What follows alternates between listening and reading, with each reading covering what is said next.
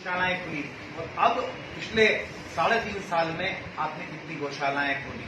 अगर आप हिसाब किताब देखेंगे तो समझ में आ जाएगा कि आप गाय के नाम पे राजनीति करते हैं। आपने पूर्व में भी आगर के पास में गौशाला गो अभयारण्य बनाने की बात करी थी। आज तक कितनी गायें वहां पर पहुंची हैं।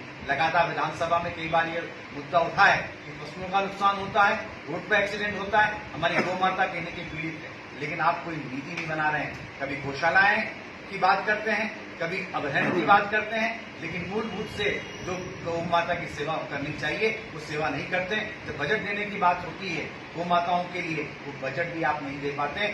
और जो सरकारी घोषित जो गौशाला हैं उनमें क्या हालत हो रही है, गायें कैसे मर रही हैं, क्या उनकी दुर्दशा हो रही है, ये आप सबसे छुपी नहीं है। कई बार आपके चैनलों के माध्यम से देखने को आया।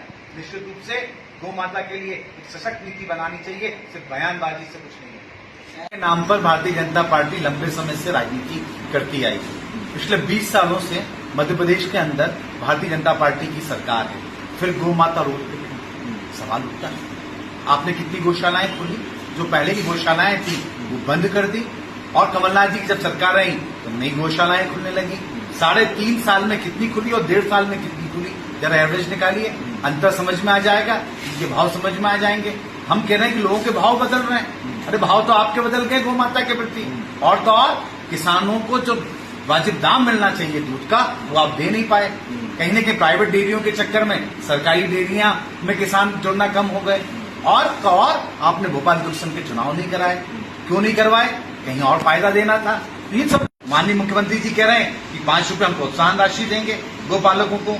तो भैया 15% ही किसान आज सरकारी समिति से जुड़े हुए हैं, 85% बाहर हो गए। क्यों? क्योंकि भाव नहीं मिल रहा है, दाम नहीं मिल रहे हैं। और जो आपकी नीति है गौ माता की सेवा की वो लगातार गलत है। अब आप कह रहे हैं 10 अभयारण्य खोलेंगे। भैया पहले जो खुला आगर में उसकी स्थिति बता दें, कितनी गायें हैं, क्या स्थितियां हैं, और कहाँ खोलेंगे, कब खोलेंगे, कैसे खोलेंगे, ये प्रोग्राम भी आप बता दें।